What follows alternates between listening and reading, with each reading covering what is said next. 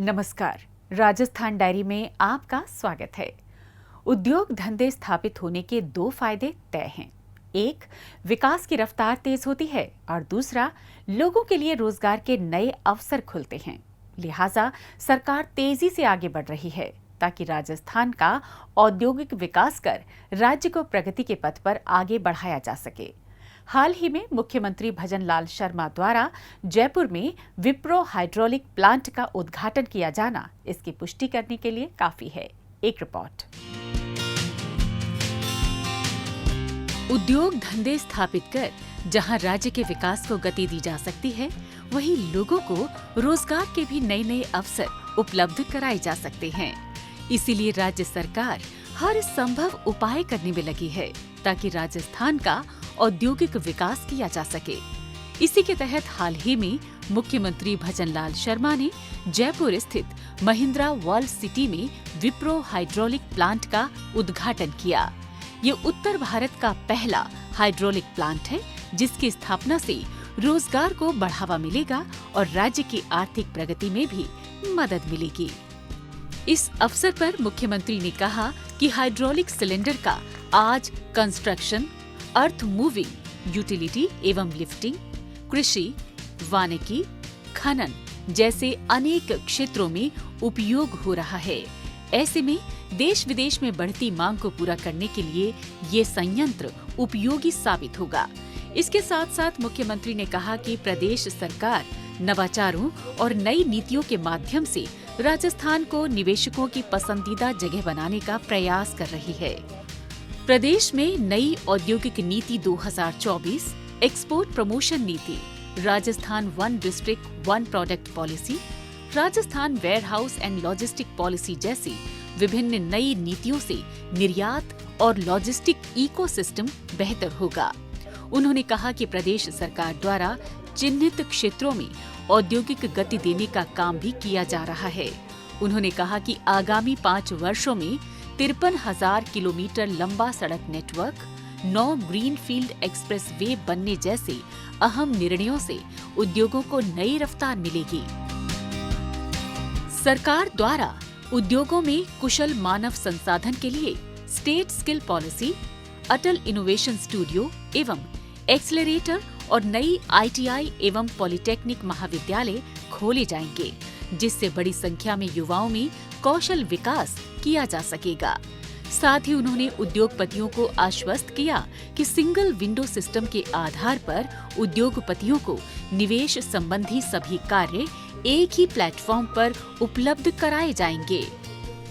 इसी क्रम में मुख्यमंत्री ने कहा कि सरकार द्वारा इस वर्ष प्रदेश में पानी व बिजली की उपलब्धता के लिए निरंतर अहम निर्णय किए जा रहे हैं। जहां बिजली क्षेत्र में 2,24,000 करोड़ के MOU किए गए हैं, वहीं पानी के लिए ERCP, यमुना जल समझौता, देवास परियोजना जैसे निर्णय किए गए, जिससे उद्योगों को उनकी मांग के अनुरूप पर्याप्त मात्रा में बिजली और पानी मिल सकेगा।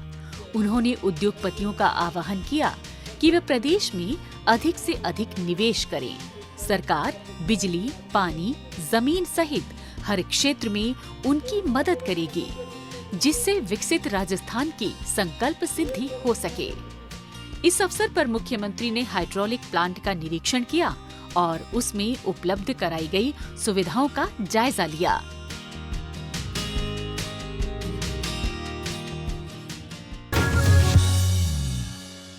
हाल ही में मुख्यमंत्री भजन लाल शर्मा ने जैसलमेर का दौरा किया। इस दौरान उन्होंने 50 राजकीय महाविद्यालयों के नवनिर्मित भवनों और 9 महाविद्यालयों में नवनिर्मित कक्षों का लोकार्पण किया। आइए इसी पर देखते हैं हमारी ये रिपोर्ट। प्रदेश के युवाओं को बेहतर और उच्च स्तरीय शिक्षा प्रदान की जा सके, इसके लिए राज्य सरकार द्वारा बड़ी तेजी से कार्य किया जा रहा है। इसी के तहत मुख्यमंत्री भजन लाल शर्मा ने जैसलमेर के फतेहगढ़ में आयोजित एक समारोह के दौरान राजकीय महाविद्यालय फतेहगढ़ के भवन का उद्घाटन किया। इसके साथ ही मुख्यमंत्री ने 49 महाविद्यालयों के नवनिर्मित भवनों और 9 महाविद्यालयों में नवनिर्मित कक्षों का वर्चुअली लोकार्पण भी किया। इस अवसर पर मुख्यमंत्री ने कहा कि इससे विद्यार्थियों को सभी सुविधाओं से युक्त नए भवन और क्लासरूम मिलेंगे और उनकी पढ़ाई सुगमता से होगी। इन 50 महाविद्यालयों में 26,370 विद्यार्थी इन नवीन सुविधाओं से लाभान्वित होंगे। मुख्यमंत्री ने कहा कि शिक्षा केवल रोजगार का माध्यम ही नहीं है, बल्कि संपूर्ण व्यक्तित्व के विकास में महत्वपूर्ण भूमिका निभाती है। युवा वर्ग को सही दिशा देकर ही किसी भी राष्ट्र और समाज का सर्वांगीण विकास संभव है और गुणवत्तापूर्ण शिक्षा उस युवा के विकास की आधारशिला है। इसके साथ ही मुख्यमंत्री ने कहा कि राष्ट्रीय शिक्षा नीति 2020 का पालन करते हुए प्रदेश में शिक्षा के विकास के लिए 2024-25 से महाविद्यालयों में सेमेस्टर प्रणाली आरंभ कर दी गई है। अब विद्यार्थी अपनी रुचि के अनुसार विषयों और पाठ्यक्रमों का चुनाव कर सकता है। उच्च शिक्षा में विद्यार्थियों के लिए कौशल विकास के पाठ्यक्रम सम्मिलित किए जा रहे हैं, जिससे विद्यार्थी अध्ययन के साथ रोजगार परक कौशल प्राप्त कर सकें। मुख्यमंत्री ने कहा कि राज्य सरकार द्वारा युवा वर्ग के सर्वांगीण विकास के लिए शिक्षा क्षेत्र में नित नए आयाम स्थापित किए जा रहे हैं।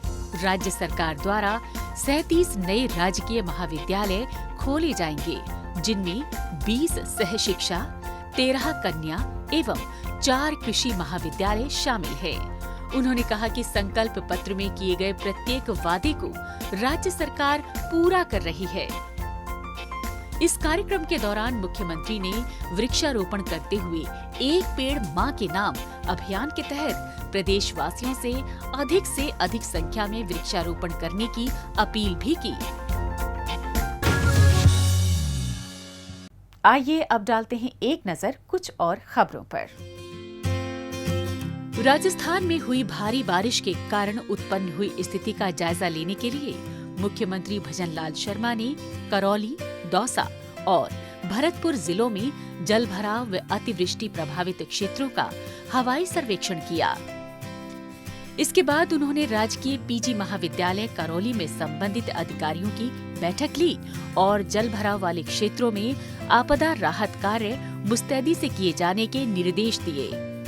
बैठक के दौरान मुख्यमंत्री ने अधिकारियों को निर्देश दिए कि जलभराव क्षेत्रों में प्रभावित लोगों को पेयजल, खाद्य सामग्री, दूध, चिकित्सा सुविधा सहित जरूरी चीजों की कमी नहीं होनी चाहिए।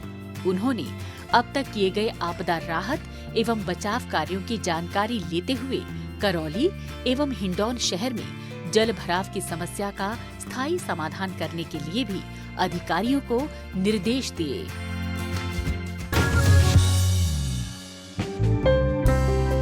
राजस्थान के नागरिक और सभी वर्ग के लोग राज्य सरकार द्वारा वर्ष 2024-25 के बजट में की गई घोषणाओं से काफी उत्साहित हैं।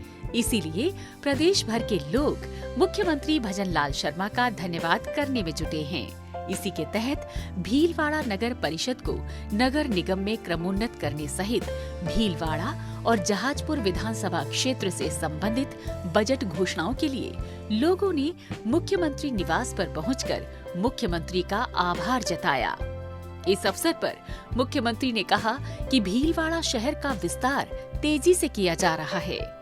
प्रदेश सरकार ने भविष्य की जरूरतों को ध्यान में रखते हुए भीलवाड़ा नगर परिषद को नगर निगम में क्रमोन्नत करने का फैसला किया है। उन्होंने कहा कि परिवर्तित राज्य बजट में भीलवाड़ा विधानसभा क्षेत्र के लिए कई महत्वपूर्ण घोषणाएं की गई हैं। मुख्यमंत्री ने कहा कि जहाजपुर विधानसभा क्षेत्र के लिए भी राज्य बजट में कई प्रावधान किए गए हैं। लगभग 71 करोड़ रुपए की लागत से क्षेत्र की विभिन्न सड़कों का निर्माण, उन्नयन एवं चौड़ाईकरण कार्य कराए जाएंगे। साथ ही पीपलूंद में औद्योगिक क्षेत्र तथा पंडेर में औद्योगिक पार्क स्थापित किया जाएगा। जहाजपुर शाहपुरा के सामुदायिक स्वास्थ्य केंद्र को उप जिला चिकित्सालय में तथा अमरगढ़ एवं सरदार नगर यानी बनेड़ा के उप स्वास्थ्य केंद्रों को प्राथमिक स्वास्थ्य केंद्रों में क्रमोन्नत किया जाएगा। इसी श्रृंखला में इलेक्ट्रोपैथी चिकित्सकों के लिए बजट में की गई घोषणाओं को लेकर मुख्यमंत्री भजनलाल शर्मा का धन्यवाद करने के लिए मुख्यमंत्री निवास पर आभार एवं अभिनंदन सभा का आयोजन किया गया। इस अवसर पर मुख्यमंत्री भजनलाल शर्मा ने कहा कि भारत प्राचीन काल से ही कई पारंपरिक और वैकल्पिक चिकित्सा पद्धतियों का केंद्र रहा है। इन चिकित्सा पद्धतियों के माध्यम से यूनिवर्सल हेल्थ कवरेज के लक्ष्य को हासिल करने में मदद मिल रही है। उन्होंने कहा कि इन पद्धतियों में इलेक्ट्रोपैथी की विशेष महत्ता है और राज्य सरकार इसे प्रोत्साहित करने के लिए प्रतिबद्ध है।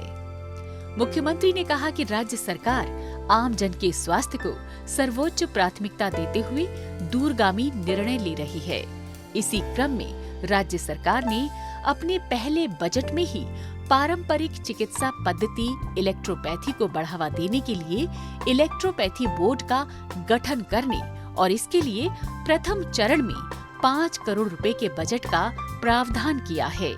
साथ ही बजट में इलेक्ट्रोपैथी चिकित्सा के संबंध में परीक्षण कर नियम बनाने की महत्वपूर्ण घोषणा भी की गई है।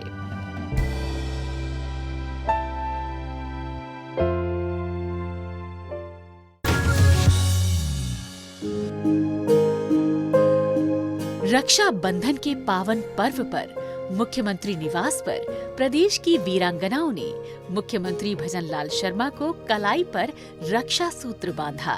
इस अवसर पर मुख्यमंत्री ने सभी वीरांगनाओं को शॉल, श्रीफल, मिठाई और सम्मान स्वरूप राशि भेंट कर शुभकामनाएं दी। साथ ही मुख्यमंत्री ने अपने आप को वीरांगना बहनों का भाई बताया और उनकी हर संभव मदद का भरोसा दिलाया। राज्य सरकार रक्षाबंधन के पर्व पर वीरांगनाओं को सम्मान देने के लिए उनके द्वार पर पहुंची और इसके तहत प्रदेश भर की लगभग 1500 वीरांगनाओं को सम्मान स्वरूप रक्षाबंधन के अवसर पर 2100 रुपए, मिठाई, श्रीफल और शॉल प्रदान किए। इस दौरान मुख्यमंत्री ने अधिकारियों को सभी उपखंड स्तर पर प्रतिमाह नियमित रूप से वीरांगनाओं की समस्याओं की सुनवाई सुनिश्चित करने के निर्देश भी दिए।